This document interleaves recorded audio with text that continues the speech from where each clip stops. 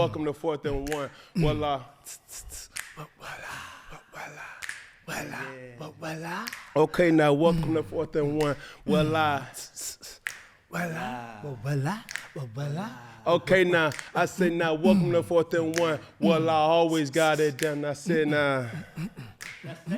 I say now welcome to 4th and 1. Well, I always got it done. I say now. Say now. They say now. Don't play now. Let's say now.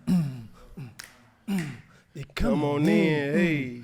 Come on in, let's begin. We on 10. I say now, welcome to 4th and 1. Well, I always got it done. Bringing facts by the time before the. I say now, welcome to 4th and 1. Hey. I say now. I say now. Come on in. I say now, welcome to 4th and 1. Well, I don't try to. Come on in. Don't try. 10. Let's begin. We on 10. I said now, welcome to 4th and 1. Well, I always got it done. Bringing facts by the time before the rising of the sun. This ain't me in the shotgun. That boy Newton. That boy got hands like box. Ooh. Oh, he breaks free. Oh, watch him. Oh, he making something happen. Oh, watch out. That boy got moves. He can dance. For the teddy buddy. Touchdown! This is me in front of TV. Me in front of TV. Yeah. Me in front of TV having a whole lot of fun. Yeah! You dig what I'm saying? You like where we at? You like where we at? New studio alert, new studio alert. Same energy alert, same energy alert. It's a new studio. Dig what I'm saying? High energy. With that being said, make sure you like, make sure you share, make sure you comment, but most of all, make sure you do what? Subscribe down. Make sure you like, make sure you share, make sure you comment, but most of all, make sure you do what? Subscribe, dog. Now, we got it in person today. Yeah. Let's see what he say. Make sure you like, make sure you share, make sure you comment, but most of all, make sure you do what? Subscribe, dog. Yeah. That's consistent. Yeah, that's it. Yes, That's he the New Yorker. Yes, sir. I could dig it. Yes, sir. You dig what I'm saying? We got a full slate of show today for you today. I like it. I love it. I want some more. Love it. First down.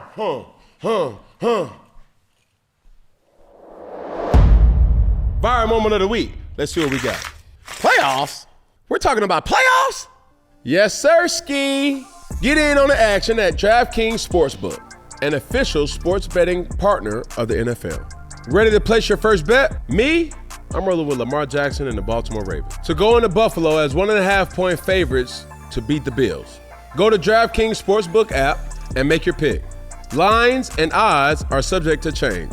New DraftKings customers can bet $5 to get $200 in bonus bets instantly. Download the DraftKings Sportsbook app and use code 4th, that's code 4th, for new customers to get $200 in bonus bets instantly when you bet just $5. Only on DraftKings Sportsbook. The crown is yours.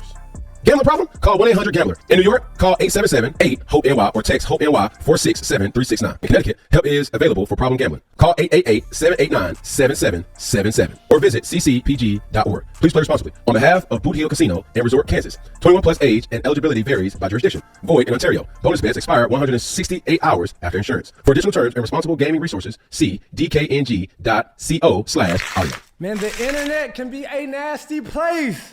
Man, Mark Andrews has took a blow on the internet after dropping the 2-point conversion to make the Ravens fall short of winning and beating the Bills. Cam, you seen the play. Obviously, the world seen the play.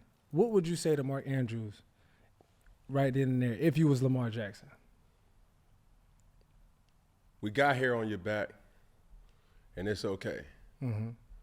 Because I know the competitor in you didn't intentionally mean to drop the ball. You just so happened to drop it. The play as a whole, though, Yeah. I didn't like it. Why? How big is the football field's width? How big, Cam? Do you know? I know. It's 53 1/3 yards. 53 yards and a third. By rolling him out, you now cut that into at least, 26 yards? You cut it in half. Lamar Jackson is the greatest dual-threat quarterback this football sport has ever seen. And just limiting him to just 26 yards to get jiggy if that play were not to work. I understand. You get him out on the edge, give him options to run, but that's the biggest, psychological critique, because most people say, man, give the quarterback the option to run. That's not how you give him the option to run. I ain't never rolled out and then had an option to run. You're only gonna get like a yard. Yeah. See what I'm saying? For me in that situation, I know I got Lamar Jackson. I'm going to give him options to have a quick throw, a man-to-man answer, and then if all else fails, use that 53 and a third. Yeah. That's why I didn't like that. And the thing is with Mark Andrews, man, he only had 32 drops in his 7-year career and only 3 drops in 2024. But also a question I have, did the game come down to that? Like, do you think it's Mark Andrews' fault that they lost the game? No. But when it was time to win, he didn't help it by dropping the pass. So who is the onus on? Like, how does it? It's a collective. Yeah. It's a collective. I think over this whole weekend, we've learned the importance of the football. The ball is gold. Treat it like your firstborn. Yeah. Ball security is job security. We've seen that, heard that many different times in the locker room. But more times than not, when you see dynasties, when you see teams that are really good, it's not that they have good players, because they do. Yeah. They protect the football. The Buffalo Bills were able to capitalize 10 points off of the turnovers that the Ravens had. True. Are you on C1N, Peggy? Am I on the team? Yes. Yeah. I'm talking about the Playing. actual I All-Star should be, team. but nah, you should not. Haters gonna hate. But with that being said, I always say this. You don't have to do nothing special to be what? Special. It wasn't special that you capitalize on missed opportunities or opportunities that the defense gives you. 10 points. Josh Allen didn't play special. He won the football game, which now advances his team. He just did his job. There's so many different times, and I think we made so much of the battle of the MVPs that we lost sight of protecting the football. Yeah. Multiple games this weekend, it came down to protecting the football. Yeah. Commanders, Lions. Were you devastated, or were you shocked of the reactions or what happened during the game? Yes. But it come down to the blunders or the brilliance of Jayden Daniels, more so just the missed opportunities that the Lions had. Yeah. 5 interceptions or 5 turnovers, that's costly. Too much. Back to the point at hand. Yeah. Mark Andrews, it was untimely for that to happen. That was the time to win. And in any game, right, you don't know if it's the first play or the last play where that play can be the determining factor of the game.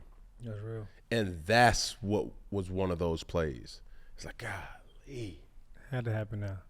And we would never know. So it was 1 minute and 13 seconds still left on the clock, right? Mm-hmm. If he would have went for 2 and got it, that don't put them up. That just ties it up. We don't know what the fuck Josh Allen and co would have been able to do.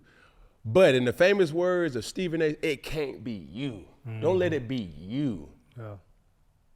Mark Andrews, Lamar Jackson, Baltimore Ravens, and that's really what happened.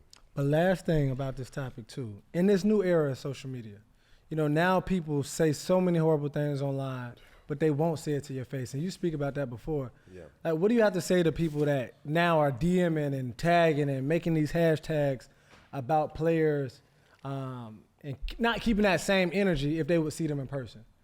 They wouldn't.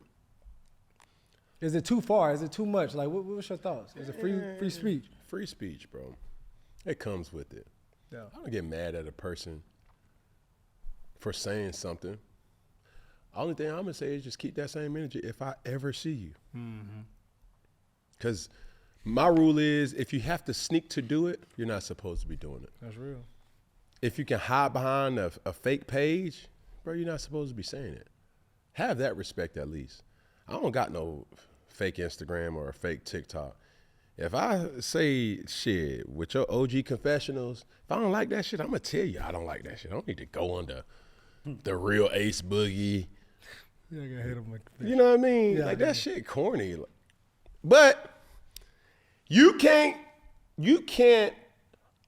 penalize a person for not delivering on the goods if that person has always delivered on the goods. Yeah. So there's things that's being said. Man, you fucked up my damn bet. You owe me some money. But motherfucker, I done made you some more money. Fact. And you ain't give me no money on that. Yeah. That's facts. You owe me. Hello? Talk to me. Talk to me nice. Yeah. So with that being said, I mean, I would take it personal. I remember going back and we talking about Super Bowl 50. And I was so emotional after the game that when I came back to Atlanta or around Charlotte, and folks were like, man, I lost so much fucking money. I would ask them, I said, how much money did you lose? Oh man, I just betted $100. I would give them $100. Give it to them. I lost $1 million. No, you didn't. You got to show it. I would give $100, but this is the point. As I give that person however much money they lost, I then ask the same question. How much money did I make you, though? What was their response? Hello. Yeah. Are you there? So keep that in mind. That's real. What you're saying to the players, what you're saying to the person who you betted with. Because one real statement, you wouldn't have bet on him if you didn't trust him. You didn't bet on them, or you wouldn't have bet on them if you didn't trust him. That's real. That's a Peggy principle. That's a principle, man. Yo, it's 2025, and 4th and 1 is leveling up. And that means we're looking for editors, graphic designers, and sales pros to join the squad and keep us growing. And if you need to hire for your business and want an easier way to find qualified candidates, head to ZipRecruiter. And right now, you can try for free at ziprecruiter.com/Cam Newton. ZipRecruiter's matching technology works fast to find the best people, saving you time and money. You can hit up the top candidates directly and push to apply. It's like having your own personal assistant. Here's to a new year of hiring made easier thanks to ZipRecruiter. 4 out of 5 employers who post on ZipRecruiter get a quality candidate within the first day. See for yourself. Go to this exclusive web address to try ZipRecruiter for free. ZipRecruiter.com/Cam Newton. ZipRecruiter, the smartest way to hire. With that being said, Peggy!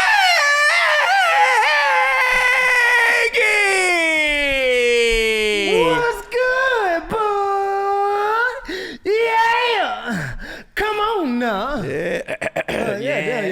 Your car getting in. You ain't starting, bro. You need a new starter, alternator or something. Yeah, I got to drink out the right cup. That's what got you messed up now, the espresso. Well, we got that Espresso, Able instead of that's that cable, motor don't you? oil. Yeah. They were like, Cam, you drinking? I was like, nah. See, for those who know, or cigar smoker, avid cigar smoker for me, I really like drinking espresso with my morning smoke or something sweet. Like you got sweet tea, Bojangles sweet tea, but that Bojangles ain't paying me, so I got to put it in the. Don't worry about what's in my cup. Worry about what's in my cup. You dig what I'm saying? Or some Kool-Aid. In the morning?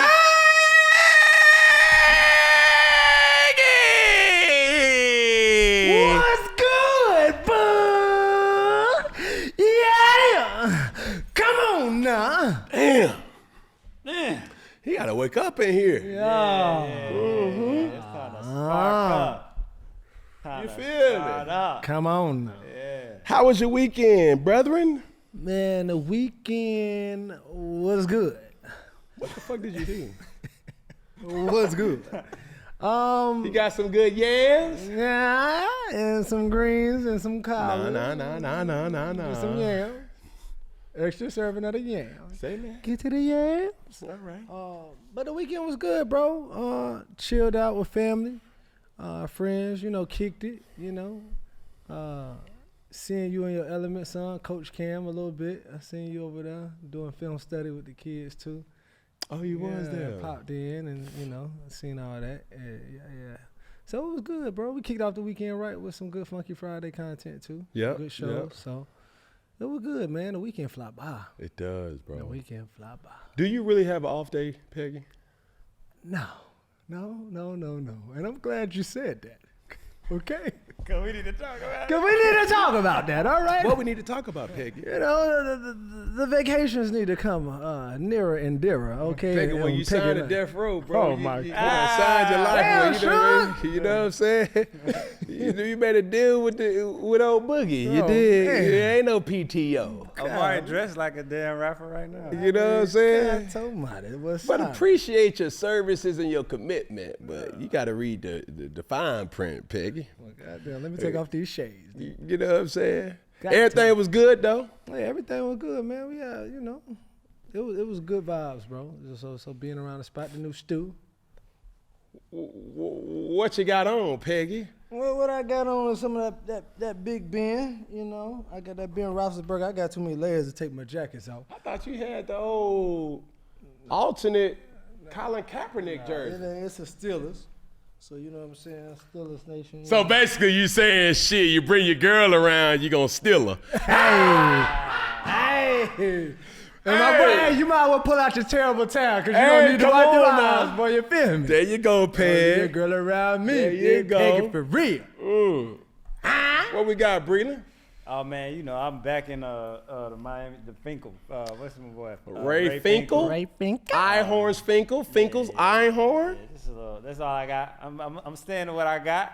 And the gentleman next to you, we got Brendan Cole, who is formerly known for the person to really curate this show. So everything that you see and the runner show and things with the help of others. But Brendan is in town for that. Mr. Cole, would you care to share how was your weekend? Yeah, my weekend was good. I saw a friend who has 3 young kids, so that was, I'm sure you know what that's like. That was a headache, but we got to watch some football. I didn't have to take care of the kids. But last night, I got to go to the game. Shout out to ESPN for hooking it up. So that was pretty sweet. Never been to a big college football game like that. Mercedes-Benz Dome, I must say, the concession prices are really cheap. Like, I was not used to seeing, a beer is $6, like a hot dog's $3. In New York, when you go to MetLife, that's, double, triple the prices. So shout out to Arthur Blank, because that's pretty cool. They make more money in their concessions than I think most because of the price. I never knew that. That's pretty cool. Blank be blanking. Hey, it's about money, supply and demand. Yeah. Well, Boog, how was your weekend? What you got on?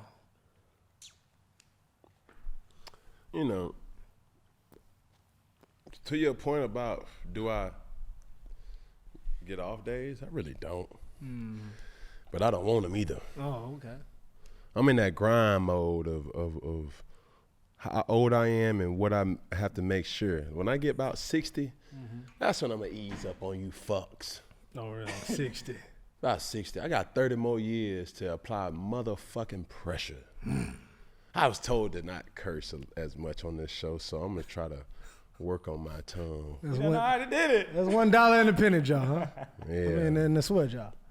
I don't even eat pork anyway, so fuck that pig. For me,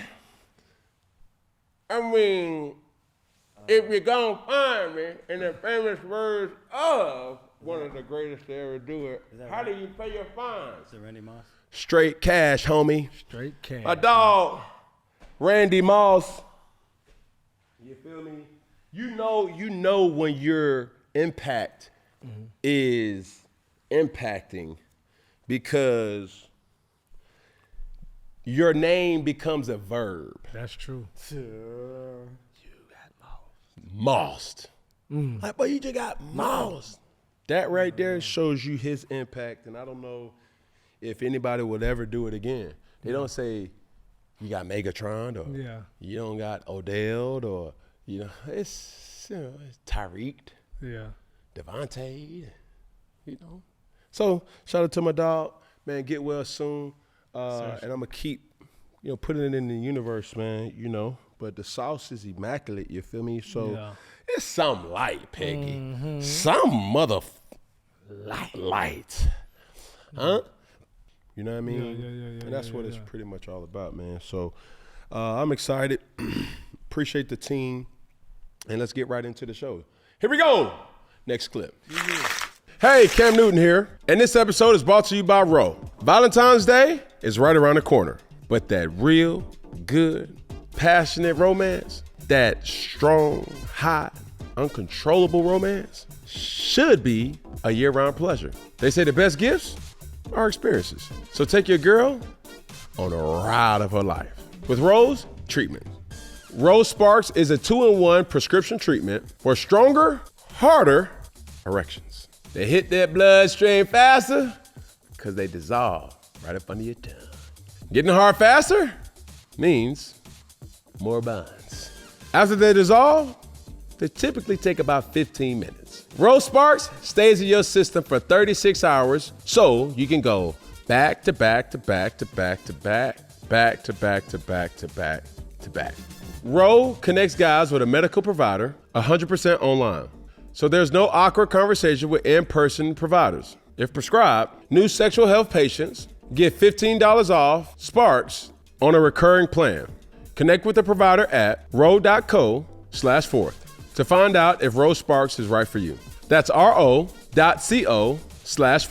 If approved, treatment ships directly to your door. Compounded drugs are permitted to be prescribed under federal law, but are not FDA approved and do not undergo FDA safety, effectiveness, and or manufacturing review. For full safety information, go to ro.co/safety info. This segment is brought to you by Ro. So, Boo, we're going to talk about our Spark Plug of the Week presented by Ro, all right? Jayden Daniels is making history for the Washington Commanders, all right? So the rookie QBs to start in a conference championship. So that's where he is now, an NFC conference championship, going against the Philadelphia Eagles this weekend. But he just had a big win. And the only rookies to make it to his position right now is Brock Purdy, which had the #1 defense in the league at the time. Mark Sanchez, that had the third best defense. Joe Flacco with the third best defense. Big Ben with the first best defense, and Sean King with the third best defense in the NFL. And Jayden Daniels sits with the 18th best defense in the NFL. So my man Jayden Daniels is playing like a spark plug, all right? He just has some game-changer ways to him. But, Cam, talk about the play of Jayden Daniels and just how much he's making a difference. Thoroughly impressed. When you see Jayden Daniels play, he has this sense of calm or this presence of the moment's never too big for him. And as a leader, that matters just as much as your play does. Yeah. If you see a guy on the sideline frantic, if you see a guy on the sideline that's just like, man, what's – you feel what I'm saying? Like that controlled emotions. Yeah. And – Not to nuke it, and I challenged him earlier in the year, like, yo, do not drink the Kool-Aid. Stay focused. He's not putting the ball in jeopardy. And when it's time for him to make the play, right, he's putting the ball where it needs to be to give his guys opportunities. Looking at clips left and right, bro, of, yes, he's doing his job, but guys around him are doing their job too. Terry McLaurin, like, he's a star. He's a star. He's a low-maintenance star, meaning he's not the guy that's going to throw the antics on the sideline and, like, give me the ball. He's going to do his job. Does what he does. Yeah. Eckler does his job. Yeah. I saw a play in the game that may not make a highlight reel, but the fact that it was as if it was an inaccurate pass, possible throwaway. He caught it on his off leg meaning not at the leg that is comfortable for you to catch the ball naturally. Yeah. He catches a 2-yard pass, makes a defender miss, and turns that 2-yard pass into 15-yard, a chunk play. So, yes, Jayden Daniels is doing his job. Guys around him also is doing their job. And when you combine that together, that's when you get the magic of, hey, defense wins championship, offense wins games. Yeah. But collectively, we win games They're together. rolling, yeah. So, Detroit, damn, what the fuck was that? Jared Goff, yeah, you had some what the fuck throws. But also, I'm looking at the what is it, Jamison Williams? Oh, yeah. Why would you even put him in with the opportunity to throw the ball in the first? He's a receiver. He threw a pick too. So Jayden Daniels has been a beneficiary of a collective. And the good in that is quarterbacks always get the attention. But I also have to talk about the good in staying in college longer with these NIL deals and his experience. So we have to highlight two rookies that balled out. Obviously, Jayden Daniels playing 55 games in college with that experience. And then also Bo Nix with the Broncos playing 61 games in college. So, Cam, do you see NIL and experience keeping guys in college longer? And are they really rookies with all of this experience in college? Man, you can say that. But my point is really it's the development and what's the plan when you actually get to the NFL. Okay. Elaborate. Cliff Kingsbury. What's his coach's tenure? He's coached the spread. He coached Johnny Manziel. He's coached around the league. Like his format comes from college. So it translates. He had Kyler Murray, Kyler Murray was putting up numbers, bro. Yeah. Right? Yeah. So that alone is a part of the untold or unspoken word. He's went into a situation to a guy who knows what it's like and what that transition process will be. Not overly complicating things and understanding that, give your quarterback options. Even in the run game, give him options. Perfect example. If you go back and you look at the play that Terry McLaurin scored on a screen pass, that was at RPO, right? And RPOs have many different determining factors, but in this particular RPO, it was probably a run all the way unless the defense blitzes off the slot, which the defense did blitz off the slot. Now it becomes a number count. That's the typical spread philosophy in college, really in high school. You go to the line of scrimmage and you say, hey, hold. Okay, got pressure off the slot. I got my bubble out here. I got my smoke screen out here. I got wherever the pressure's coming from, I'm going to throw into the pressure. Yeah. So that then turns into a number count where now I have a hat on a hat and a good person with the ball in space have an opportunity to make plays, and that's exactly what happened. So I got to talk to you about the experience and the comparison. So, Cam, you, Rookie of the Year. It's seeming as Jayden Daniels will win Rookie of the Year. You had 1 year in college of experience of being a starter to play these college games. He had, 55 games, 4 years to play. How much does experience play and transition to the next level, really? I don't really think that does. More so than the willingness to develop the quarterback the right way. Like you can talk about Bo Nix, you could talk about, Jayden Daniels, but the truth of the matter is none of that matters when you get to where you're supposed to be and nobody is able to understand the type of player that you are. Like they're trying to change you more than you trying to tell them how to use you. Yeah. For example, when I went to Carolina, it was, Cam, what makes you comfortable? And this is the first time, correct? Correct. Yeah. Like when I first got drafted in Carolina, Rob Trzcinski, Ron Rivera, they were very adamant about we do not want to change you.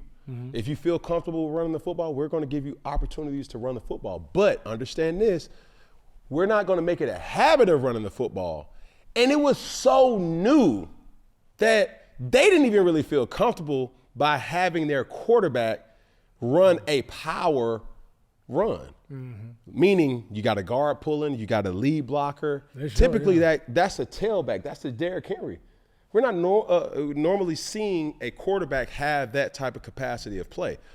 But with that, they had the willingness to say, we have to sprinkle it in. Now you see that play more times than not, probably not power, but quarterback options inside the run. Inside the guards or the tackles that before I got to the league, there was none of that happening. Also, too, just understanding that when I went to New England, the philosophy was already set. It was like, I was trying to learn these different things. And so I'm using my example to say to whoever's coming out, Cam Ward, bro, go to where, or you don't get an option who's going to pick you. But the success is only predicated by if that coaching staff is going to understand or identify what that quarterback does good and do a lot of that. You feel what I'm saying? Yeah. Because a lot of coaches can become dictators and say, no, we do it like this and you got to learn this. I don't think Caleb Williams was doing things that really highlighted his skill set, and that's why he struggled more than anything else. So you're giving obviously a lot of credit here, or just saying that it's so important for the offensive coordinator. So with that being said, since Ben Johnson just got hired by the Bears, do you expect a drop-off in Jared Goff's game next year and for Caleb Williams to improve? No, I wouldn't say it's a drop-off because in this wave of coaching, good coaching is not going to stay a coordinator or stay a position coach. That's just how it goes. But bringing a guy in that knows how to highlight the quarterback's strengths. It doesn't have to be somebody internally. You can find somebody to come in and understand, hey, I've done my homework on what Jared Goff is good at. I've done my homework in college to see what Shedeur Sanders is good at. I've done my homework to see what Caleb Williams is good at. And going back and seeing the things that he struggled with. Yeah. And implementing those things in the coaching, kind of psychological approach to what their plan of attack should be. So with that being said, Jayden Daniels is definitely my spark plug of the week. Compounded drugs are permitted to be prescribed under federal law, but are not FDA approved and do not undergo FDA safety, effectiveness, and or manufacturing review. For full safety information, go to roll.co/safety-info. Here we go. Next clip. All right, man, we got to talk about some cultural differences, Cam, within being on the phone versus being on FaceTime. Do you think that black people like FaceTime way more than white people? That's a good question. I agree with that. I think blacks FaceTime way more than white people. I FaceTime my homie. He just put his phone down. I'm looking at ceiling fan. But like, yeah, you could be on a call. And You then- could be, you know what I mean? It could be phone to ear. You don't need to be on FaceTime and have it like looking at the ceiling. I think it gives you I think it's more of a comfort. You cool? Everything's okay? I guess it's something with the culture. I don't know. That's what I'm just trying to learn. I feel Like I FaceTime my mom every day. and I don't think I've ever FaceTime my mom. I call her, but I don't FaceTime her. Interesting. So you don't FaceTime at all? I'll FaceTime my black friends because I know they like that. Okay. Say less. Because I know it's their style Say of less. communication. It's their love language, bro. That's your love language. But I'd rather FaceTime than have to FaceTime, bro. You know what I mean? I'd rather be judged by 12 than carried by 6, you know? Hey, relax. Don't you agree? I agree, but it's relax. He's trying too hard. He does. Exactly. Relax. So, Bud, man, which one do you prefer? Do you prefer? I'm a FaceTime. Bro, that just brought up something that I didn't even realize that I did. I FaceTime girls. I said the same thing. I don't FaceTime dudes. Yeah. I don't get my partners. I FaceTime my brother here and there, sparingly, if I'm looking for his kids, seeing his kids. I'm not. I ain't even doing all that. Like it's weird. Like, bruh, It my gotta be brothers. something you I trying to talk show to my somebody. brothers every day. Yeah. You know what I'm saying? My mom texts us, and my pop. I don't FaceTime my damn dad. Like, hell no. I don't even think my damn dad know how to damn FaceTime. But with chicks though, I need to see you. Time I got to me see up. you. And somebody gonna say, "Don't you got a girl?" Man, shut the fuck up. We talking about just specifics. Yeah. On FaceTime. Another thing, and my girl would say this, I don't give my number out to people. Bro, I've had conversations with people, call me crazy, and everybody knows it. Call me. I've had yearly relationships with people that they don't have my number. Bruh. Like, It'd be it so be on bad. Instagram. And I don't be like, bro, that's my like safe place. Like I will communicate with somebody on Instagram throughout the entirety of our relationship. Dang. That's right. Like real shit. Unless it's something that's pending. Like niggas that really be next to me that's traveling with me It won't. and cannot and does not have my number. Yeah. Now, where does that start from? Is that like, I mean, you superstar Cam, so like, is that Who something was that it you like just that? did because you just was on some like, bro, I'm Hollywood now, or is it It like had literally- nothing to do with Hollywood. It had everything to do with like, bro, I don't like people calling me when I don't want them to call me. Yeah. Like I'm that type of person. Like if I'm calling you, it's because I want something. I'm not a small talk type of dude. Yeah. I'm really not. If you see that unknown number pop up, Bruh. I was literally, that's when you said that, literally worked with Cam for over a year before I got his phone like number. Like going places, DM. Hey, meet me here at such and such. What's the address, such and such? And I'm like, bro, if he don't look at that DM, bro, what's up, bro? Always on the He's on Grammy. the Grammy though. Always on the Grammy. Bruh, you might get him on the gram before you get him on the phone. I'm trying to tell you. And, bruh, my girl did that shit, bro. I be playing the game, and I would be scrolling Instagram like as it's loading. It's just so natural. And she was like, if you're seeing this, that means I've texted you and you haven't responded. So like so how I like Instagram better than a text message is because I can see if you've seen my message. Yeah. On the phone, you got to put the setting to seen, but like, so that's what it kind of stems with too. Like, if I'm texting you, bro, I need to see if you've seen my shit. Yeah. And this is I'm gonna get back on basis, but it just made me think. Obviously, in the climate of the world, you had TikTok that was banned all of 24 hours and CapCut. But what would you really do if they banned Instagram? I'm fucked. I got to go buy another phone. Man, I ain't give a damn about TikTok. If they ban Instagram, hey, Trump, hey, You shit. tripping, Trump? Listen, you I man, need that gram, bro. you have to be stopped. Impeach this man. You banned Instagram, impeach me. Bro. Hey, boy, let me tell you something, boy. Fuck out the gram, bro. TikTok, man, shit. TikTok all for Gen Z. But those who know, Instagram was eHarmony, couples meet, Bruh. motherfucking. It was a flex. It was Sports Center. Bro, it's everything. It was everything. It had bro. I mean, Sports Center, like all you seen is the highlights. Shit, motherfucker, you want to go out with me? So I'm gonna show y'all, motherfuckers, what Yeah, the I'm fuck on the I gram want. with it. You Do it know for what I'm the saying? Do it for the gram. Yeah. I ain't gonna You do gonna do it. Do it for the gram. I ain't gonna do it. Like, bro, what? This TikTok challenge. I think every time I think of TikTok, I just think about challenges and just whatever. And it's just the generation that I'm from. Yeah. But I'm definitely calling people more so than FaceTiming outside of females. That's what I was asking Brendan too before we was putting together the show.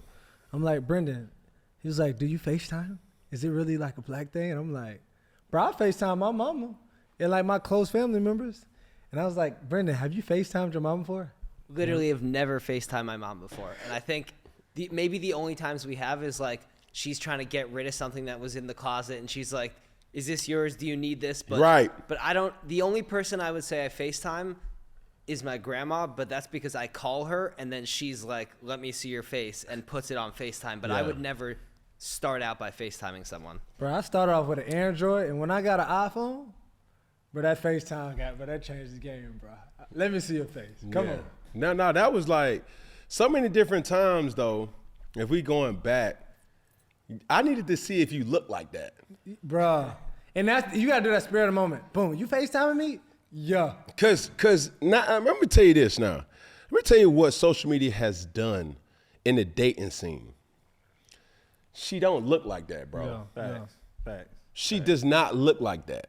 Like, there's so many damn filters and different apps to make it do like this. I'm like, man, hold on. Who is this? That ain't you. Who that? That is not, stop doing that, ladies. Ladies, and if I take another picture and you got me on a filter, bro, we gotta, Now, Instagram, if you want to ban something, ban them filters. We don't need all that. Mental health. Love yourself. Bruh, come on, bro. Come on. So, yeah, that, bro. I'm a Grammy. Yeah. I'm a Grammy. Going to the Grammys. Here we go, man. Next clip.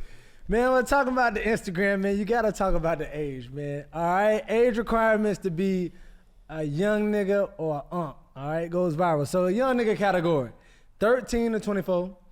Big bro is that 25 to 35 era. A unk, 36 to 48. And then old head pops, old school is 49, 60 plus. All right? So, Cam, talk about where you fitting in, where you growing to, and just people acting their age in this whole era. Bruh, I don't care. Look. Like, is you uncle, you big bro right now? You a tweener. It's like, what I'm up, a tweener. I'm a hybrid. Do it depends on what you wearing that day. It don't. I'm always wearing something. You know, I missed to put it on. You feel me? Yeah. But it's crazy because the first person I thought about was Travis. Travis Hunter, little brother. Oh, okay. Bruh, hey, man, I'm home. Hey, I want this. Hey, my mama say, hey, like, Damn, you old nigga? You know, but it don't bother me though. That's a sign of respect. But like I would always call females, no matter how old they are, I just call them auntie. Oh my gosh, yeah. Cause like we come from, everybody had a nickname or a slang term like Young John or Shawty. Like, hey Shawty, come here real quick. Like Shawty could have been anybody. And for anybody who ain't from Atlanta to know, like, it's not Shorty. Hey Shorty, that's more New York. Yeah. But Shawty. Shawty. Now for me, I don't say Shawty. Hey Shawty, come here real quick. It'd be like, hey auntie. How did Shawty go dead? I don't know. Bruh, Shawty was smooth. Well, see, now some of us shouldn't be saying certain things, I guess. I had said Shawty to this one girl this one time. She was like, don't call me that. What? Yeah, Don't call me that. He got the same I am thing. not your Shawty. Auntie. I said, baby, I can call you anything. Like, they got slang now. They call her, hey, young slut. Hey, slut. That's that young nigga talk. That's that young Because even, bruh. What if I call you old Thundercat? That is a new slang. Thotty.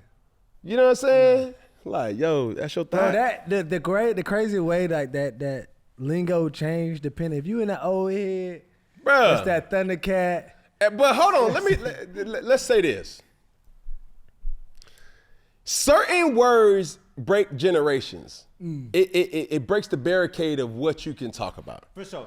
Bruh. Agreed. If I see somebody over 35 calling somebody a twin, I'm like, bro, that's not tripping, your word, bro. bro. You tripping. I'm not, bruh. Anybody in this phase or OG phase calling them twin, like. But I gotta say something though. Talk to me. Cause you're right. It goes up and it goes down. Cause even with my dad or my granddad, sucker. Man, you ain't nothing but a sucker, man. Daddy, how old nigga you been? You was a sucker. Or player. Like you. Sometimes they say player. Like old folks. Hey. Or was it me, or I took offense to fool? Oh, fool. Yeah, that was real derogatory. Fool. I remember people started hitting the That was fool. DC. Nah, But fool. when I went to JUCO, they had slang like, "Hey fool," like, "Man, you a fucking fool." Oh yeah. Like that was like, Hold on, who the fuck is that? I'll show you a fool. you know what I'm saying? But that was just a slang. Yeah. You feel me? So, hey fool, like fool and fool. Just the difference between nigga and nigger. Yeah. That's two different words. Two different. Say it with your chest. nigga. You feel what I'm saying? Enunciate. That's basically what you're saying. Enunciate what you're saying. Yeah. Feel me? But get you about point that. taken. Next clip. We're talking about staying old youngin. A big bro, man. Marcus Freeman squats 350 to remind himself that he's still like that. Quote, I believe, listen to how Ohio this guy's like. He said, I need to know that when I walk into a gym, I can still bench 350. This guy. That's it. That was literally. And squat 350. Okay, need to be able to do both. Are we doing that with the boys in the locker room to let them know, or is it on your own time? They'll see it. I make sure they see it now, just in case, you know, I make sure they know. How often are you benching 315? That's zero. That's not happening for me. Me neither, brother. No, it happened. I know what a monster this guy is. I'm excited to see how long that lasts. Coach Day over there talking But about that's Pops right there. He Shit. ain't big Bro, bro. we can talk about shit. I ain't got to be able to bench it just as long as my players are able to squat it. Yeah, Yeah, you exactly. talk about. But no, I get it. Coach Freeman, I heard this on First Take when it was Desmond Howard speaking just in general. And he was like, Notre Dame being coached by Marcus Freeman now becomes a likable program. They got some swagger to him. Like, I think about Notre Dame when it was Charlie Weiss, Notre Dame back in that day with Brian Kelly. Like, I didn't like the coach. Or, you know, there was a lot of toss-up. Like, Marcus Freeman or Coach Marcus Freeman is such a likable person that I can see my son playing for a Coach Freeman. You feel me? The other coaches that came back, it was just like Brian Kelly to me was whiny, and Charlie Weiss to me was just he was like snobbish. That was like that Brady Quinn era. Brady Quinn, Jimmy Clausen, yeah. But yeah, for sure, you have to remind these youngins That's what I was gonna ask you. that you still was that nigga. So, you a coach, Yeah. 7-on-7 kids. How often do you get out there and remind them? And it's like, what's some of the stuff y'all do to be like, hold on, bro, I am that guy. I still work out with them.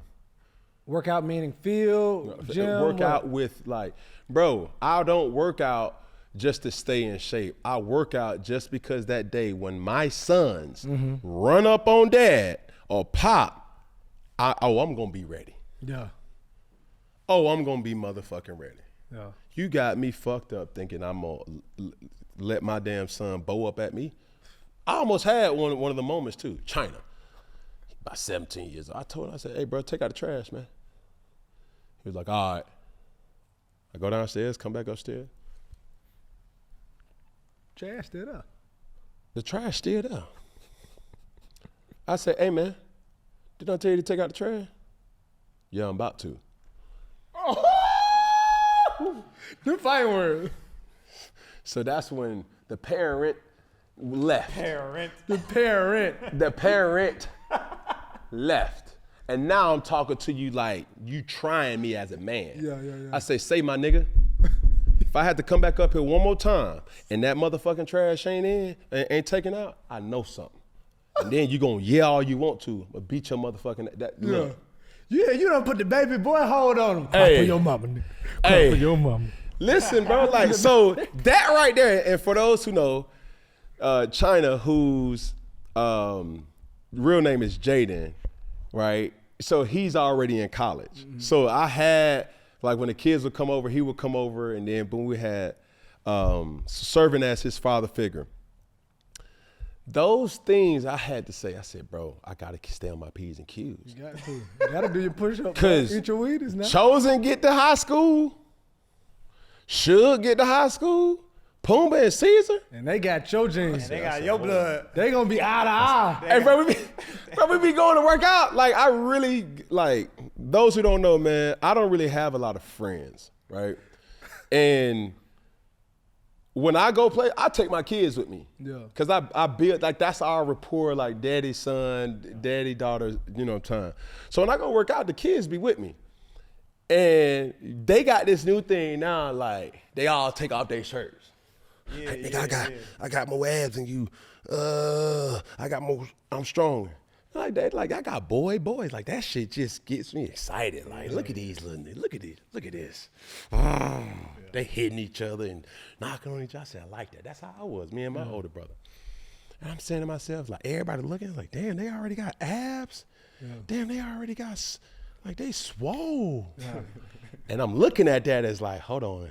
Can get a little intimidating. Hey, and it's a bunch of them. It's a bunch of them. Let's get there. Let's jump his ass. You're going to have to make an example out of somebody. Last thing, bro. I'm sorry if I keep rolling, but true story. This happened around December time. No. So in my house, there's a playroom downstairs. That's their room, right? I don't go down there. That's where they can go down there, build pitchforks, play basketball, play football. I don't care what y'all do. but you're not gonna stay at this main level. It's either outside or playroom, or you can play video, whatever. When they go down there in the playroom, we got multiple games that we created in-house. Roly-poly. Roly-poly is like when I just roll around and then they gotta all jump up or whatever. This particular time, I was like playing like horsey, right? Now these kids is like, it's a lot of them motherfuckers. And I love every motherfucking one of them. But it's like, ooh. So then I mush one of them, right? And it's kind of like an exercise that you fight for each other. Yeah. So when I mush Cho, that's when Suge gets involved. Or when I mush Pumbaa, that's when Caesar get involved. You know what I'm saying? That's kind of like a parental tactic. How you keep everybody close. I'm mushing, get back. Just to rev him up a little bit. So they got me. No. So I said, whoa. So boom, one of them grabbed my leg, the other grabbed my leg, and I'm still pushing the other ones off.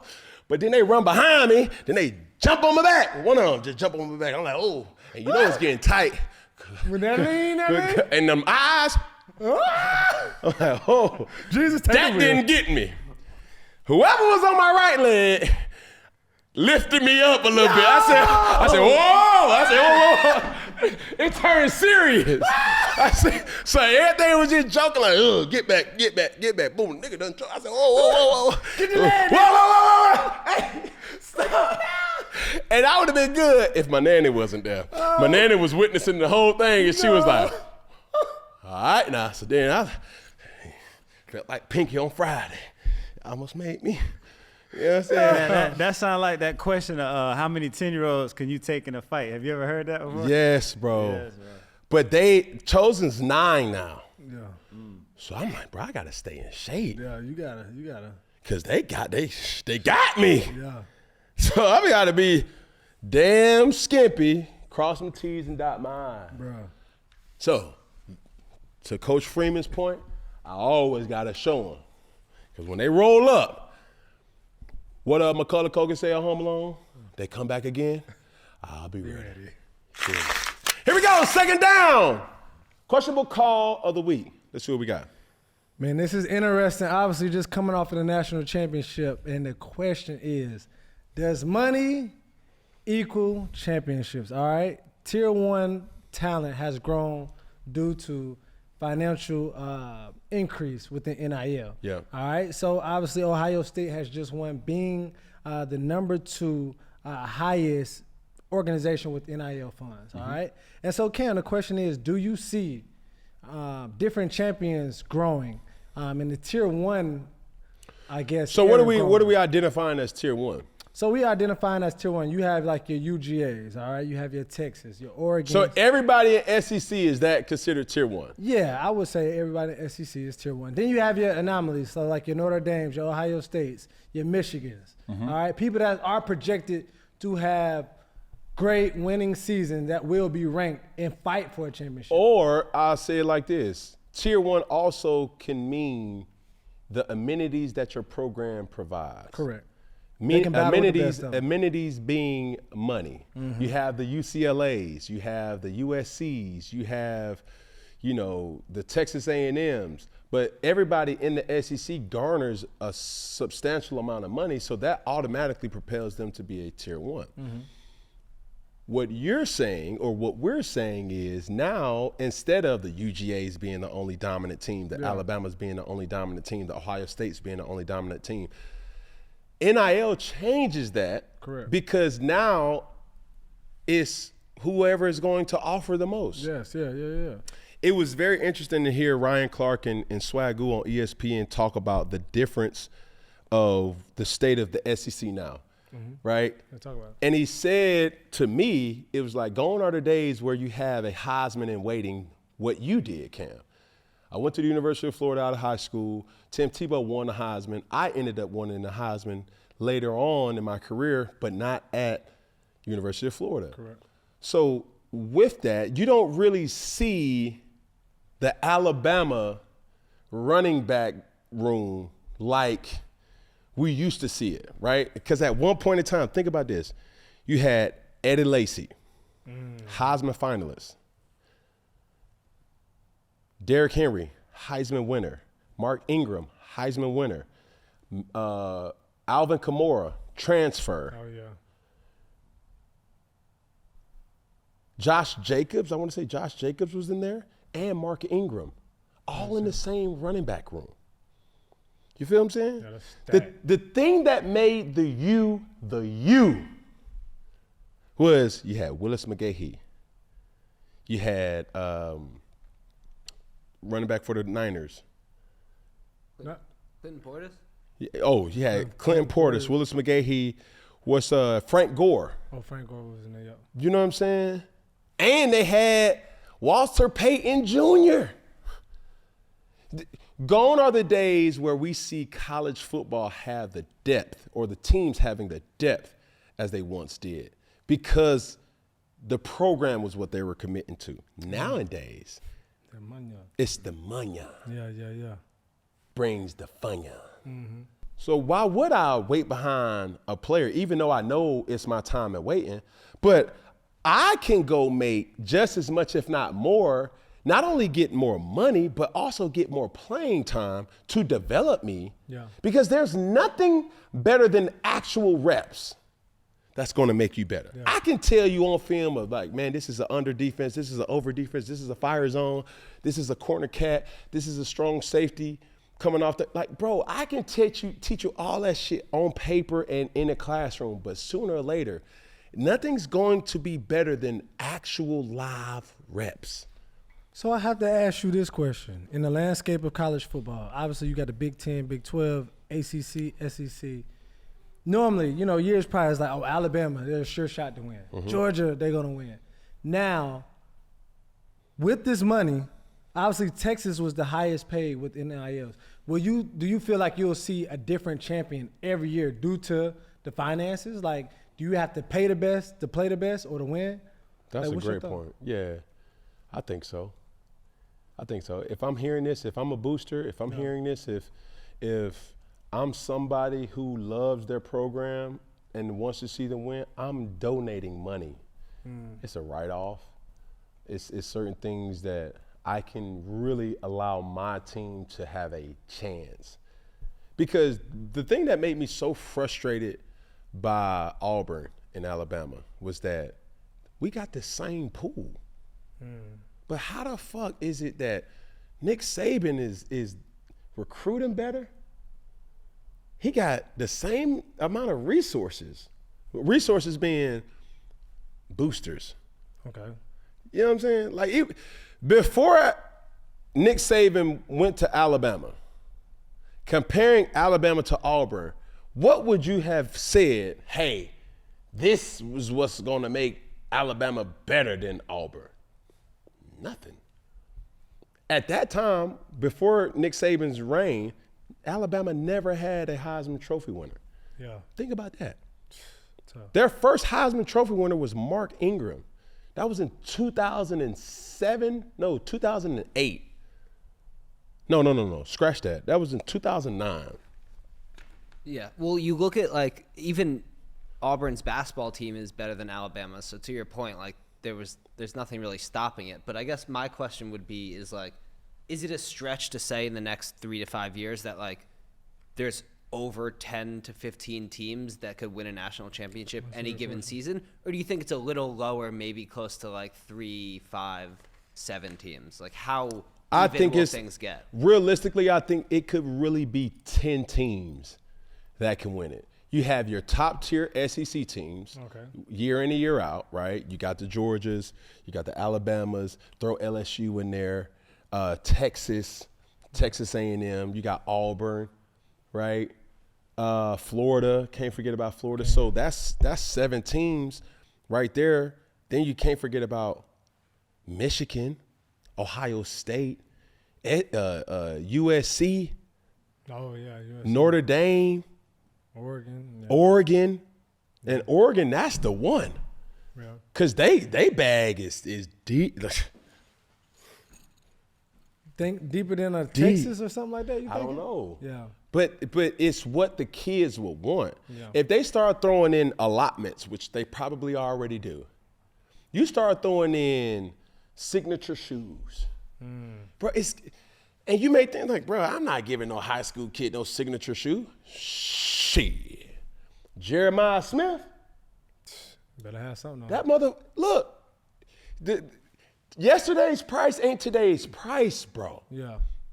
When you got it's called 5-star plus. 5-star plus players are the Travis Hunters, the Jeremiah Smiths, the Ryan Williams, guys that can come in and make a right now impact on your program. You damn right. Like, we got to think strategically and different. Hey, you come over here, I'm not only going to give you some money, I'm going to give you equity in certain things. So what about those programs like the Boise States or the TSUs? It's like it's over for them. Everything's new. It's not over, but they ain't fighting the same race. But we also not looking at the SEC to be the top dog and everything. They're not. You got to think about it like this. Look at this phase of NIL like the Kentucky Derby, Preakness, the Triple Crown. Anybody can win it, but the favorite to win it will still be a Tier 1 team. You could argue, though, that those 10 teams you just said have been competing for national championships over the past few years. So, like, what about the second class of, like, a Penn State or a Tennessee? Do you think that those teams are the ones that really win out here, where it's like they have the facilities, like you said, and now they can actually be contenders and not just, you know? No, it's a real thing. Like, now, I think with Ohio State winning the national championship, it proves multiple things. Is it accurate? No, but if it worked for Ohio State, it could work for us. Teams that are being aggressive in the transfer portal to really lure players, good players from other teams, now you have to consider that. And it's just speeding up the development process where kids aren't going to schools merely by just coaches alone, recruitment alone. The greatest recruitment tactic is being able to say, whatever they're going to pay you, we will double it. That's the biggest flex. Coaches have never been able to say that. It's like, well, you come over here, we got 10 first-round quarterbacks. We got this, so we're going to develop the hell out of you to make you be able to change your dynamic as a football player and take care of your mama forever. Yeah. That was in 2019. What you got for me now? Now? Shh. Let me tell you something. You come over here, we're going to give you $3 million. Shit. How much you give me, coach? 100,000. Hey, coach, come holler at me. Talk to me. Nice. Oh, no. I'm taking $3 million every day. So it's not even really about development. And when I talk to the kids, former kids who came through, C1N, they're saying, like, I'm hitting the portal. And in more ways than not, it's because that NIL is in some way, shape, form a deciding factor. Yeah. Number one, I signed an NIL deal here. Now, the fine print was I can't even get the money that I owed because I'm not even playing. All right? Or I'm not getting developed the right way. So it has still come down to the coaches being the coach that they're supposed to, but it's also coming down to money too. Here we go, next clip. Houston, we have a problem, all right? Kris Boyd, Houston Texans player, was flagged for throwing off his helmet and shoving a coach. My boy is tripping. Here's Boyd, who took his helmet off and threw it. That got the 15-yard penalty. Then Frank Ross gets shoved by Kris Boyd. When Boyd got back to the sideline. So it didn't stop there, all right? Now, Coach JB had to chime in and talk his issue. I wish a motherfucker would, man. It's just wrong with these enabled, entitled, bitch-ass motherfucking kids that you pussies out there defend when we coaches yell at them. He in a swear jar.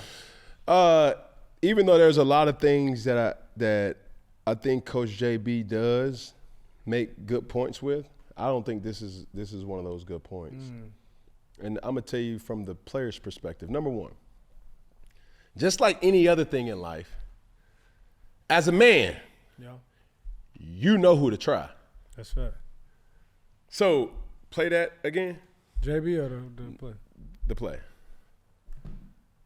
when he's going to that sideline, I done been around football for a long time, man. Yeah. Been playing this game since I was 7, man. Stopped playing the games when I was 32, man. You see what I'm saying? I done seen it all. Anytime I seen this reaction right there, pause right there. You know who you can push. Mm-hmm. Okay, for example, did you ever see Mike Tomlin get pushed like this? Nah. Did you ever see Bill Belichick get pushed like this? What about Nick Saban? Nah, I ain't trying. Am I missing anybody? Coach Prime. Nah, I don't. Right?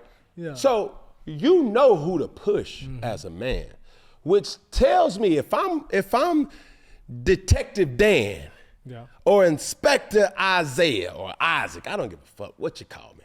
Mm-hmm.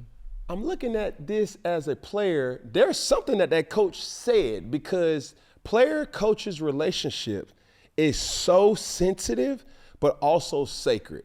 And there's times where Coach JB, coaches have said some real left shit in the most inopportune time. Yeah. You dumb bitch. Yeah, you dumb fool. Yeah. Why the fuck would you do? Hold on. What the fuck are you talking? That's not to say he didn't say that, or this coach didn't say that. Correct.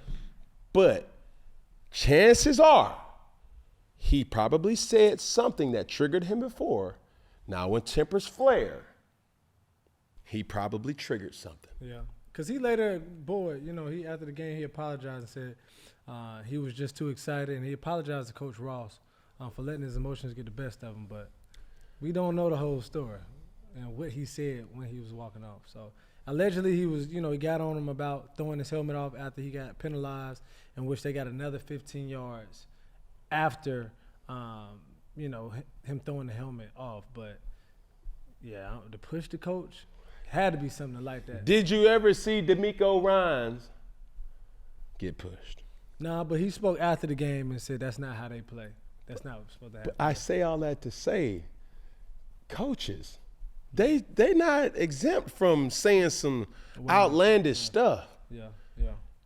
You feel me? Yeah, like, right. and I hear it too many times, and this is why I really respected Coach Belichick, because I've seen him check a coach. Mm-hmm. You don't get to say he's not capable as a player. You don't get to say that player is not good enough or he's not smart enough. It's your job as the coach to get that out of him. I think too many times coaches forget that the synonym for a coach is a teacher. Yeah. You don't teach. You're not teaching properly that you may think, man, and I always had this conversation with the coaches at 707 that coach alongside with me. It's like, you don't get to say, man, this shit really easy. No, it's not. You can't keep saying that it's really easy if we keep having blown coverages. Yeah. If we have missed assignments. You're not teaching right. You're not teaching right. There's one thing about me as a coach for my 707 team is that, bro, we have film study. Mm-hmm. Yo, everything that we do, it translates to what we really do with running plays. Yeah.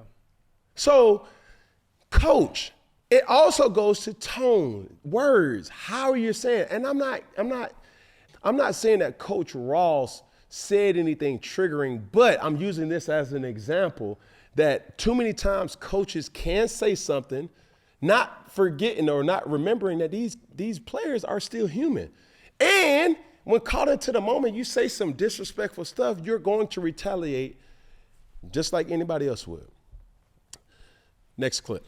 All right, Cam, we got to talk about polar opposites. All right, we got Jordan Phillips here with the Buffalo Bills in a full winter coat underneath his jersey, and his teammate, Mack Hollins, total opposite.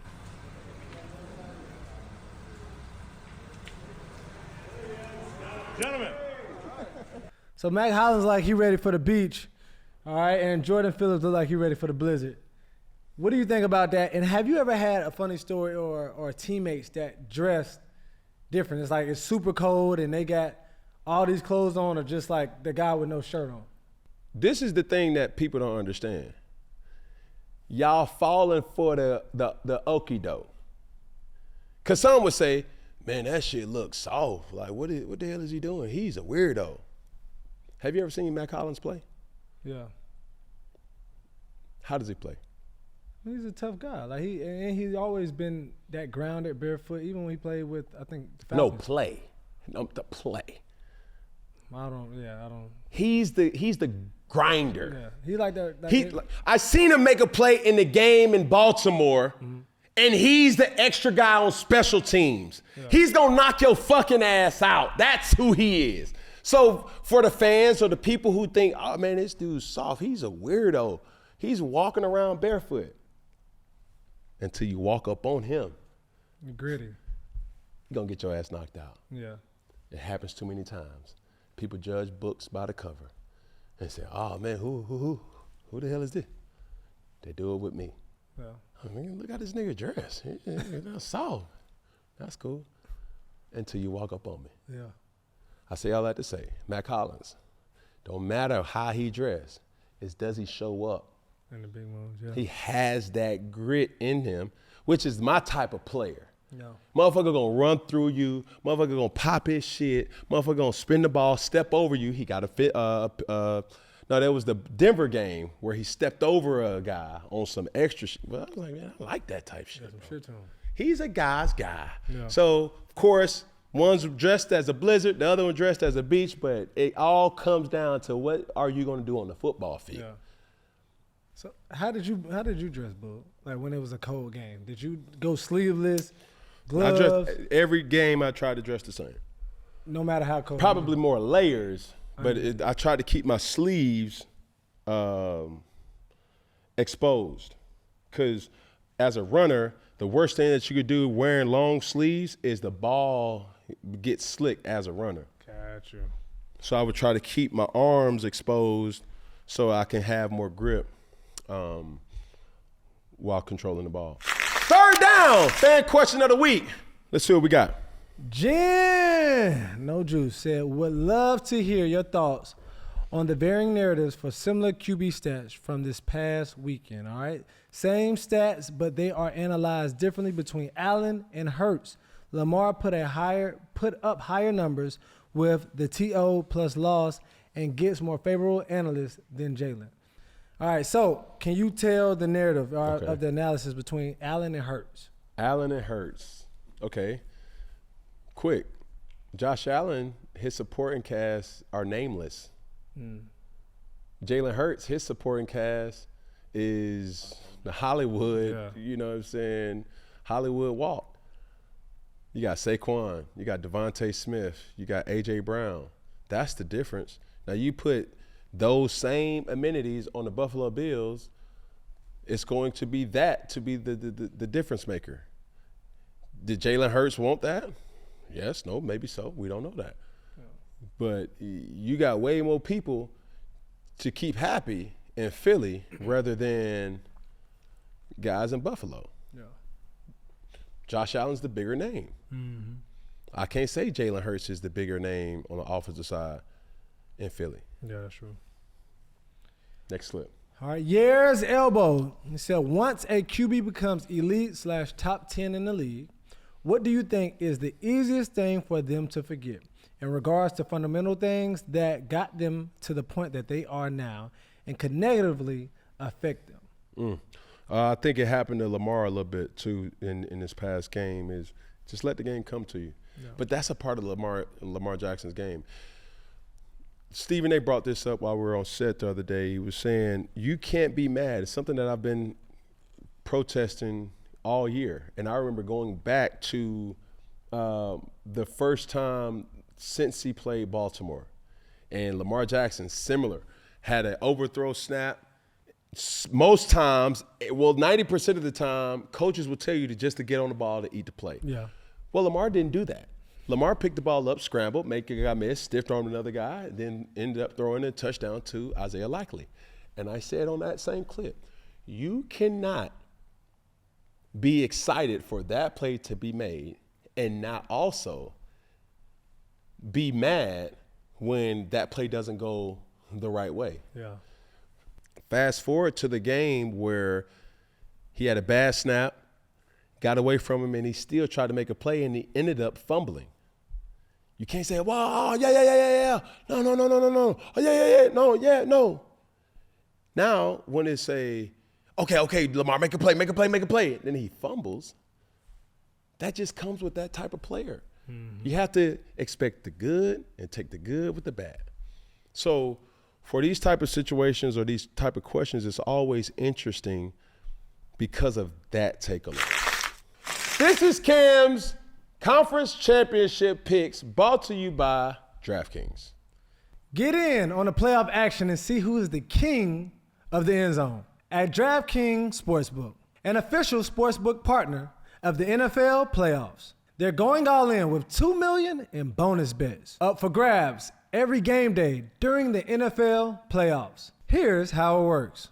Place a $5 pregame bet on an offensive player to score a touchdown. And if they have the longest rushing or receiving touchdown that day, they're the king of the end zone, and you win a share of the $2 million in bonus bets. For me, I'm going with De'Ami Brown from the Commanders. A lot of people probably won't take him this week, so if I win big, that'll be a big Peggy payout.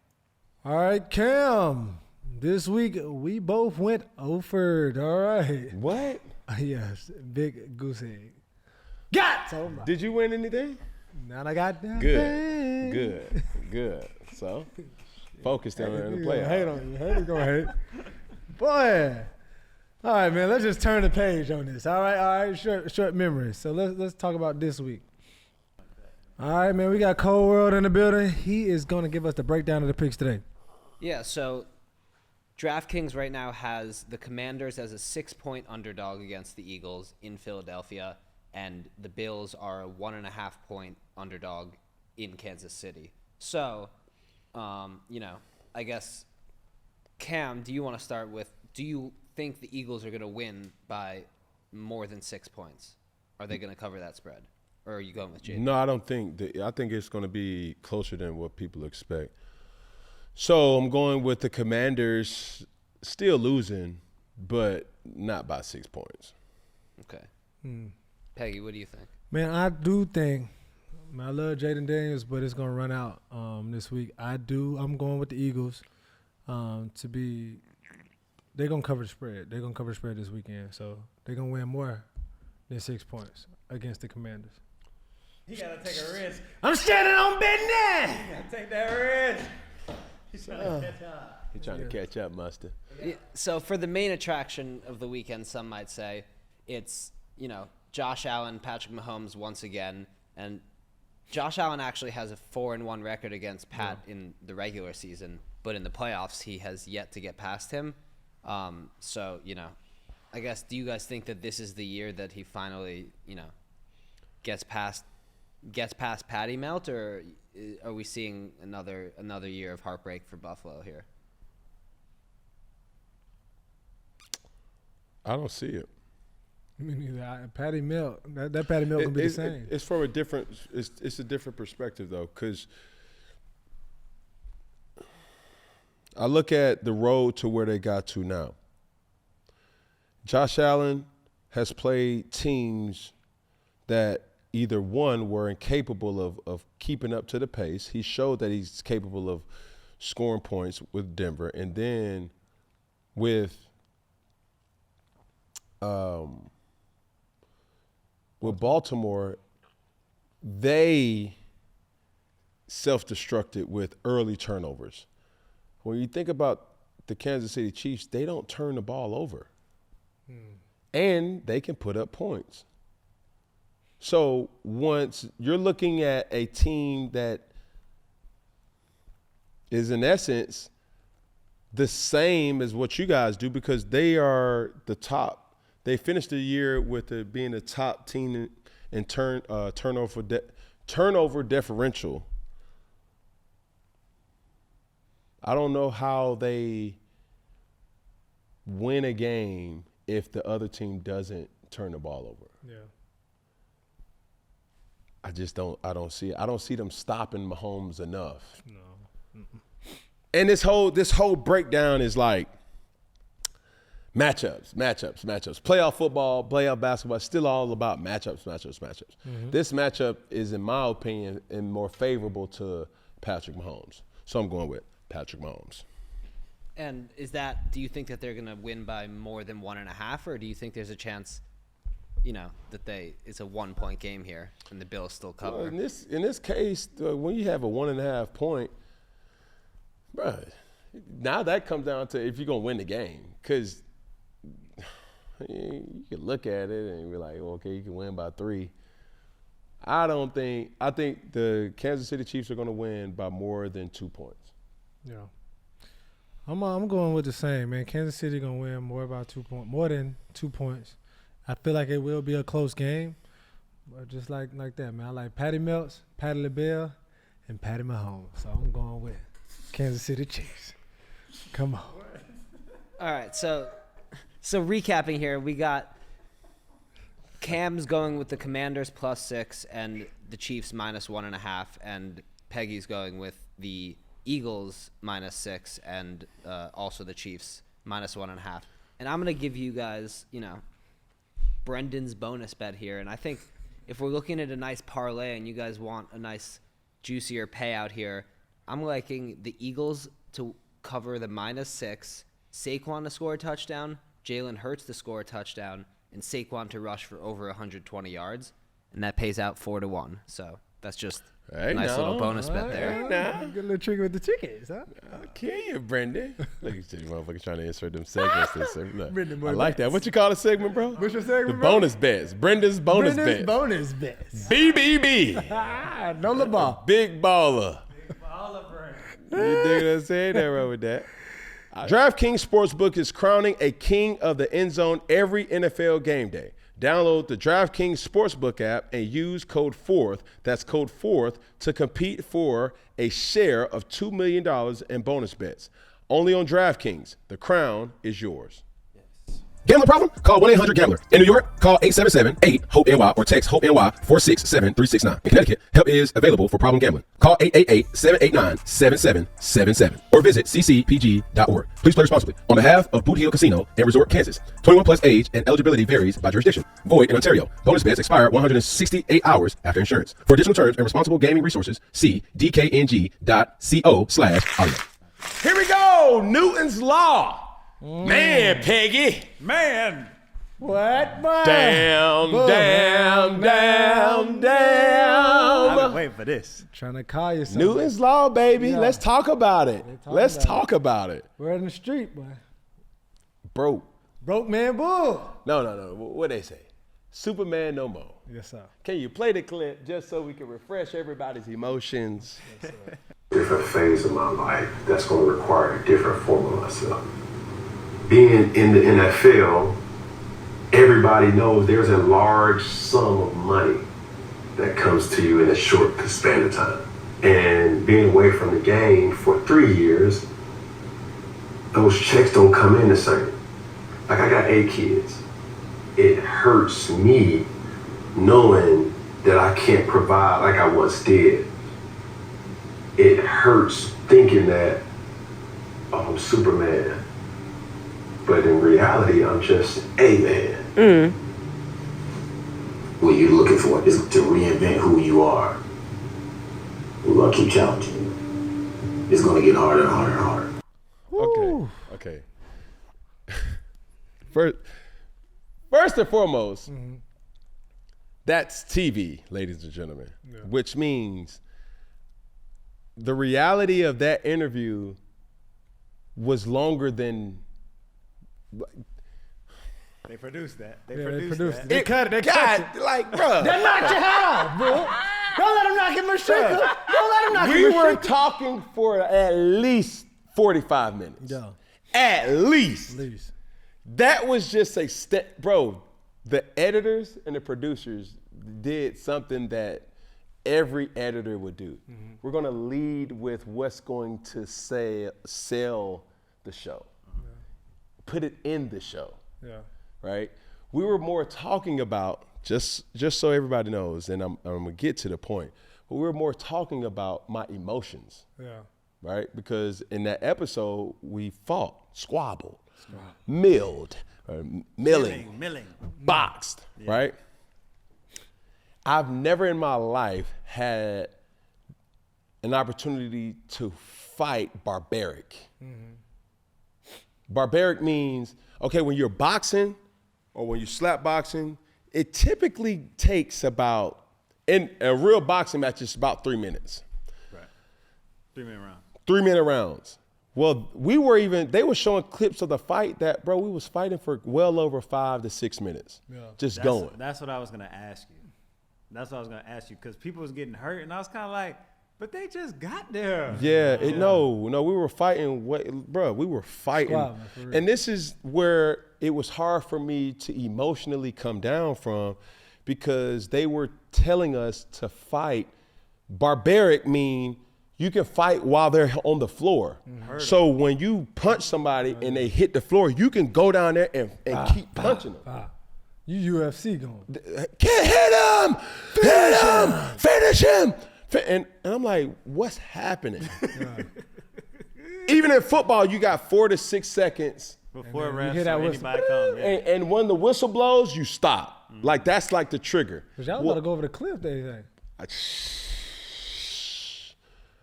That's where it was different for me, emotionally. And I had to really calm down. So when there was a clip that was like, look at number 16, look at number 16. He's over there doing some weird shit. But bro, that was the first time in my life where I had to go dark and stay dark, because that was my edge. And I was telling the DS when we talked, it was like, I could have killed him.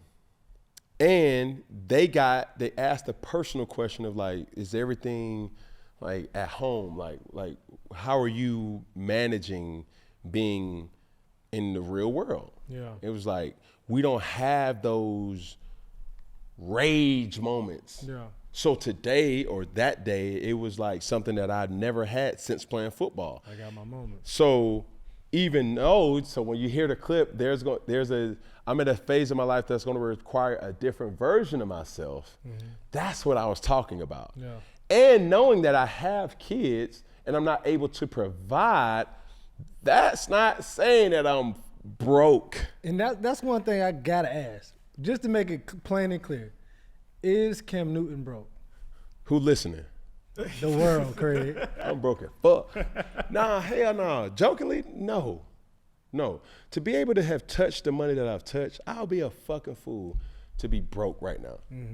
So, like, all the clips that I've been seeing is like, yo, all these fucking financial literacy and financial guru, bro, don't use me as no fucking example. Don't do that. Yeah. Cause, bro, I go dollar for dollar with any one of y'all motherfuckers, and understanding that, yeah, of course, having 8 kids, and my kids ain't the reason for anything. Because if you know how NIL work now, that's gonna be the reason why I make more money. It's really an investment. You fucking come on. Is it? But having kids like that, because that's what people equate it to. That's the main thing. You shouldn't have them kids is it that taxing with the money that you make? Yeah. Like to have that many kids. Okay, I'm gonna break it down for you, Peggy. In one given year, right, I've made $20 million plus. It's not the flex, it's documented. Yeah. $20 million in the NFL, you make all that money in 17 weeks. Yeah. Can you divide 17 divided by 20 million? Matter of fact, that's roughly like $5 million a month, roughly. No, divided by 17, that's $1 million and 1.17. Yeah, 1.17.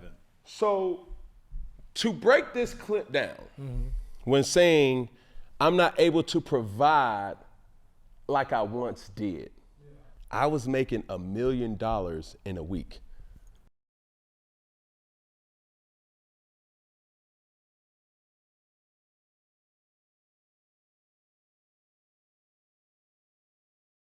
The graph that we were talking about, you know, in the production was like, a lot of these athletes make a lot of money early on in their life.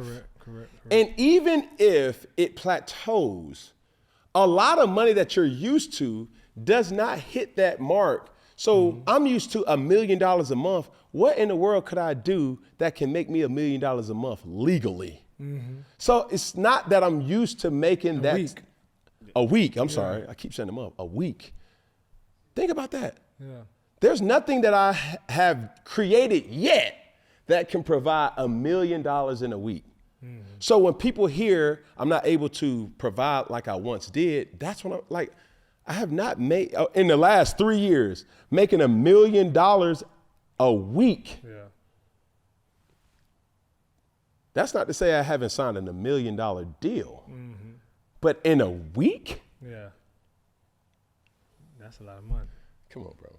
And then you got, after those weeks, now in life, you got more time to make more money. You got endorsements, you got all these other things that we're not even talking about that. And why the crazy thing I was thinking about, while you own the TV. I'm making money from it. Come on now. But, I'm just trying to say. But in that moment, if we're keeping it a buck, that was a vulnerable moment where I was honest. I still believe in that. Where it's like, yo, I cannot provide like I once did, but I've heard this quote and it always resonated with me. I would rather live the rest of my life comfortably like a prince rather than to splurge like a king. That's big. Like, have you been on a private jet with me, Peggy? Have. Realistically, how many times have you been on a private jet with me? Not often. You fly commercial. Fly commercial. That's the biggest surprise people think when they see you. Bruh, so how many cars do I have, Peggy? You do have a lot. How many cars do you see me drive? One or two out of all the cars. Out of those, like with those cars, what kind of car is that? Just, and I'm not saying this to flex. I'm saying this. You drive a regular pickup truck. A regular pickup truck. What year is that pickup truck, Peggy? Like what, 16, 15? 2000 and, I believe it's a 2018. 18, my bad. Yeah. 2018. What kind of car do I drive, Peggy? What, old school. Old school. Yeah, I ain't gonna give all the details. Right? I drive an old school car. Yeah. Now, with that being, I'm saying that because there's really idiots that's out there that hear this and see this clip and they go in, ain't nobody tell you to have all these fucking kids in the first place. Ain't this the same dude that goes into a strip club and compete and have a money war with another man? Yeah, but understand the most that I've probably ever spent at a strip club, Peggy, and I'm just being honest, has probably been around $6,000 to $7,000. I remember when I did that. That was a Super Bowl event when the Super Bowl was in Arizona. Yeah. It's a lot of money being spent. But guess what, Peggy? That same weekend, you know how much money I made? How much? $350,000. In a weekend. That's in a weekend. Yeah. So when you really come down to the brass bolts of really, I could spend it. Yeah. I still got that money. You see what I'm saying? But I had to ask you that though. You touched over $100 million plus during your career. Like during that time, obviously you changed your spending habits, but during that time, what did Cam Newton spend his money on during the time playing in the league? Assets. Elaborate on that. Assets meaning appreciating assets. Have a real estate company where every single property, every single business that I own the land.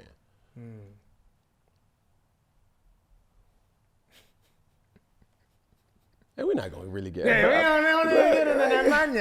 So, but that's not liquid cash. Yeah. Because people just think, man, you touched $100 million. Why you don't got at least $50 million of that in the bank? No, it's in appreciating assets. If I spent X amount of dollars on the building fellowship, which is my premium cigar lounge or restaurant, which has the capacity to smoke, I own the land.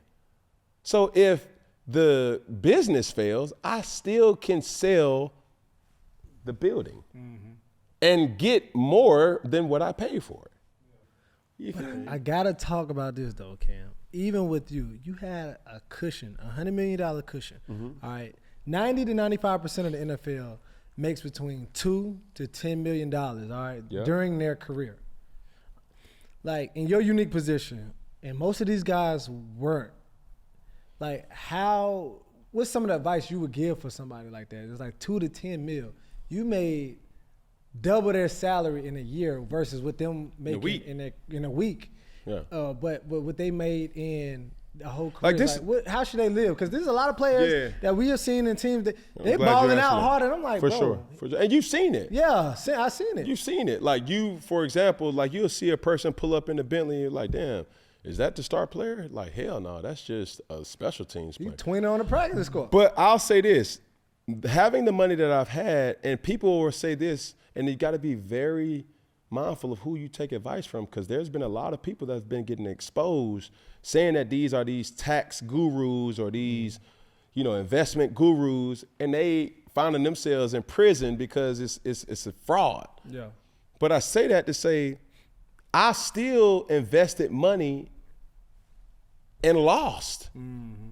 And it was invest your money, put your money in stocks and bonds and things like that. You're talking to a person, this is my deal about stocks and investment. It's still an investment. Still a risk. It's still a risk. So this is what they're not going to tell you. You get 2%, 3%, 7% on your stock or your mortgage, like put your house up and do it.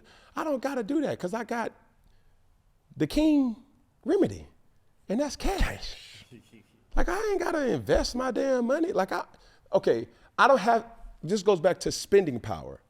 I don't have to invest because you're investing to gain. I'm just investing to maintain. Mm-hmm. It's a difference. You got to elaborate. You're investing to gain. I'm investing to just maintain. Mm-hmm. It's like, if I can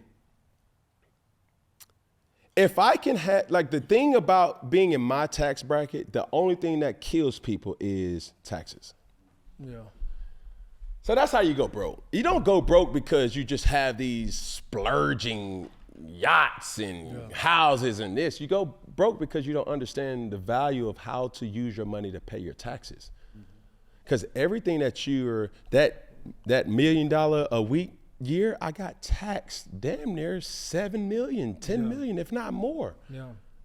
So it's a flex to make the money, but it's also what my baby mamas don't understand, what my friends don't understand, what my family members don't understand, what the fans don't understand, what my foes don't understand, what the people who hate on me don't understand. It's like, bro, no athlete just goes out there and be like, I'm gonna buy a Ferrari, then a Bentley, then a this, then a that, and I'm gonna buy my mama house and buy that. You can do all that, but you also gotta pay your taxes. And that's what they don't know. Yeah. Because when the IRS come knocking on your damn door and they say, hey, you got state tax that you got to pay. Hey, you got federal tax that you got to pay. And you're backed with child support man, all the things that I've been through in my life, I was just lucky enough to be able to have had people that could not necessarily relate, but they could advise me. Mm-hmm. One person in particular, my father. I'm lucky to have my dad. But the thing about my father is he could not relate to me because our spending powers were different. Yeah, yeah. Man, why you buying this car? Man, you don't need this car. Man, you only can drive one. Yes, that's cool. But I'll tell any athlete who can, man, live your life. Mm-hmm. Spend some on something that you really want. You deserve it. Yeah. But understand, educate yourself too with, you have the opportunity that most people don't because you got cushion. Yeah. Invest that, lose that, realize that it wasn't a loss. It was just a lesson. Yeah. A lesson in knowing that, bro, every investment ain't a good investment and every investment ain't a bad investment.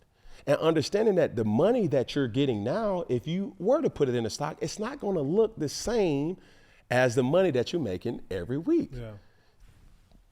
It just comes with experiences. And that's the thing that money gets you. It gets you exposure to be able to experience life. And why tell a person that they don't spend your money, save your money? What's the point of having money if you can't spend it? What's the point of having these different things in life? It's not about being fearful. Because I'm going to tell you, when you step up to the plate, swing your bat. But learn. In moderation. Learn. Yeah. That when you spend your money, it's okay to have a Ferrari. It's okay to have a Bentley. It's okay to have a Rolex. It's okay to have a bust down. It's okay to buy your mama a house. It's okay. But understand too, what comes with being in this space where everybody knows your business. Man, Cam, you made $100 million plus and you ain't got nothing to show for it. So when they see a person in a vulnerable state, they just automatically assume, oh, this motherfucker broke. That's not the case, ladies and gentlemen. Ladies and gentlemen, you have to understand that I made $1 million a week. Going on 2. You see what I'm saying? Yeah. So I'm trying to put myself in position to make $20,000 a week. In content, shit, that's a good week. $100,000 a week. That's a good week. But it still ain't $1 million. So spending like I once had, that's what I mean. It's not to say that, oh man, I ain't got it. And I heard horror stories of athletes that don't got nothing to show for it. Yeah. Man, I am blessed. Yeah. My kids are blessed. They in good schools, all of them. You feel me? And I told them all, I'm not paying for college. I'm not. You're paying tuition now. I'm paying your tuition right now. And the way I'm seeing these kids pay for NIL, they start getting NIL in high school. That's the investment. Yeah. Don't let that fly over your head, Peggy. Yeah. So when somebody says, you having all these kids, shut the fuck up. You broke it for... My broke, yo broke. Just two different bros. That's fair. You feel me? I feel you, dog. And I'm not where I want to be because I'm always striving. Because I know, even with this space, new studio, I own the land. And I felt we got to this point because a place that I own, I'm being told what to do, how to do it. You can't do that. Man, listen, bro. The goal in life is always to do whatever the fuck you want to do. Yeah. And that's what I'm doing. You got the money to do what you want to do. Come on, bro. Come on. I'm happy. Everybody around me is happy. And I'm just blessed to be able to use my examples as life lessons for other people. But we live in a day and age where they see a clip and they just automatically assume, oh man, he's not Cam. Yeah. Not the person who was the, and I couldn't wait to talk about it. But I gotta ask you, just for a reality moment, right? And just the two comparables. So you have somebody at the age of what, 22? You was like Drake. You said 22, sitting on 22 mil. Yes, sir. So that was you versus a person like me coming up. It's like I'm more like a roller coaster, just that slow come up, come up, come up. Athletes, y'all get it so quick. It's like a slingshot. Boom, y'all just thrust up in there, like boom. So the thing is, now coming out of the NFL and just being in natural society, what was your money maturity or your mindset now? What was the shift or the change with that? Because you was like, you saying, I already know that I'm clocking that $1 or $2 million a week. Like, what had to shift in your mind and know, like, okay, I'm going to chill out on this type of habit, or I'm going to do this or do that, or I don't have to chill out on habits because I done saved so much. So what mental aspect or maturity that you have embarked on during this time? Just for people to understand, that's a great question. I never had a financial advisor. Never needed one. I never was a splurger. I never really was bad with money. I just wanted to be comfortable in my way of living, right? I needed a car. I needed a place to stay. I wanted people around me to be comfortable, and I wanted to be comfortable. There's never was a time where I spent more than I was making. And that's really what money managing is. If you're spending $10, but you're only making $6, that's not adding up. Yeah. I was the one that's like, if I'm making $10, I'm spending $2. Going back to, if I'm making $350,000, I can throw away $7. I can do what makes me happy for $7. Call it what you want. And don't nobody say when y'all go play for these golf clubs, or that somebody goes to these. Everybody has habits. Yeah. Going on vacation, when you say, man, I want to buy this watch for myself, everybody has their, treat yourself. The joys of life. Treat yourself. Yeah. But understand, if your habit costs more than what your reality is, that's the problem. Yeah. That's the root of who and what we have as financial literacy in our community. Because I came from a cloth that, man, my dad probably made, a good year was $80,000. I wasn't poor, but that was him hustling. That was him saying like, oh man, I gotta do this, oh man, I gotta do that. And doing it. Man, when I was 21 years old, agents was paying me. And somebody gonna say, man, that was just what the agent would do, they got it back. Like, no, bro, when you're in Cam Newton, they know that they gonna make money with you. Yeah. This is, hey, bro, we want to represent you. Like, this is money. We're going to put our money where our mouth. We'll lose this just so we can represent you so we can work together. Yeah. It was that type of deal, bro. Yeah. So don't get it twisted, and it's hard for us, and it's so important. I know I got to go, but it's so important for us to understand everybody's reality isn't your fear, or everybody's fear is not your reality. Yeah. It's like, bro, I'm broke. Man, I got $200 in my account, and you talk about you spending $7,000. So, like, everybody say, oh, man, you're broke different. But when you ask, you're rich, like, bro, kids always say, man, 10 bands, but that's a lot of money. Man, $10,000 really ain't a lot of money, kid. Really 100. That ain't. Like, now, in this point, in this space that I'm in right now, it's also teaching my team. Vulnerably speaking, when most would say, man, we just signed this deal for blah, that's exciting for you. And it's exciting for business because we do have a lot of things that is working in our favor. But that ain't no money to me. In the grand scheme of things. Oh, man, you just saying that because, yes, but it's for you to understand who you're talking to. I'm not talking down. I'm just saying, okay, how do we get to a point where we can all understand where each person's coming from? And even though I may be here financially, I may be here with just understanding. And that's the thing. You done said it, boo. Anything else? The doors of the church are now open. Yeah, sir. And with that being said, I always say, one finger. Hey. Hey. Hey. Hey. Hey. Hey. One finger. Hey. Hey. Hey. One finger. Hey. Can't forget the pinky. Hey. Hey. Add in the motherfucking thumb.